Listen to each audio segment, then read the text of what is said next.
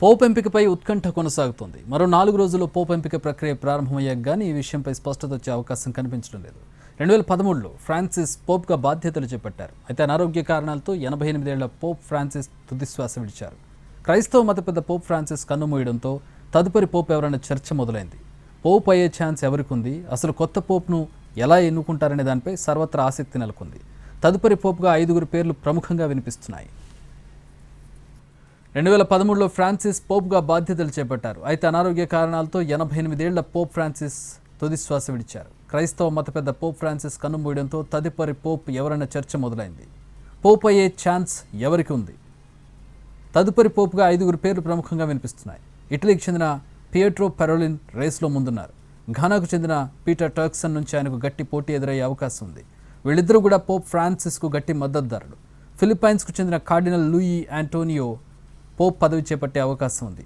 హంగరీకి చెందిన పీటర్ హర్డో, ఉక్రెయిన్కు చెందిన మైకోలా బెషోక్ కూడా పోప్ రేస్లో ఉన్నారు. పోప్ చనిపోయిన నాటి నుంచి కొత్త పోప్ను ఎన్నుకునే ప్రక్రియ 2-3 వారాల్లో ప్రారంభమవుతుంది. కొత్త పోప్ ఎన్నిక వ్యవహారం అత్యంత రహస్యంగా జరుగుతుంది. ఆయన ఎన్నుకునే సభ్యుల బృందాన్ని కాంక్లేవ్ అంటారు.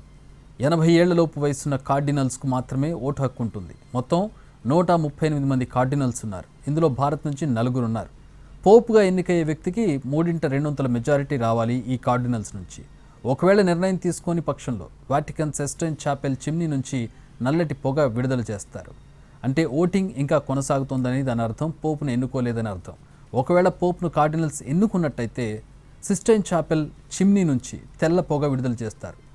కొత్తగా ఎన్నుకున్న వ్యక్తిని ఆ బాధ్యతలు చేపట్టేందుకు సుముఖంగా ఉన్నారా అని అడుగుతారు. వారు ఒప్పుకున్నట్లయితే Vatican Saint Peter's basilica balcony నుంచి ఆయనకు ప్రపంచానికి పరిచయం చేస్తారు.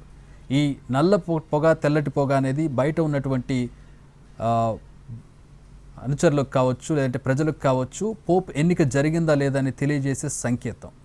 ఎన్నో ఏళ్ల నుంచి, ఎన్నో శతాబ్దాల నుంచి ఈ ఆచారం ఉంది. పోప్కు పరిచయం చేసిన తర్వాత పోప్గా ఆయనకు కొత్త పేరు పెడతారు.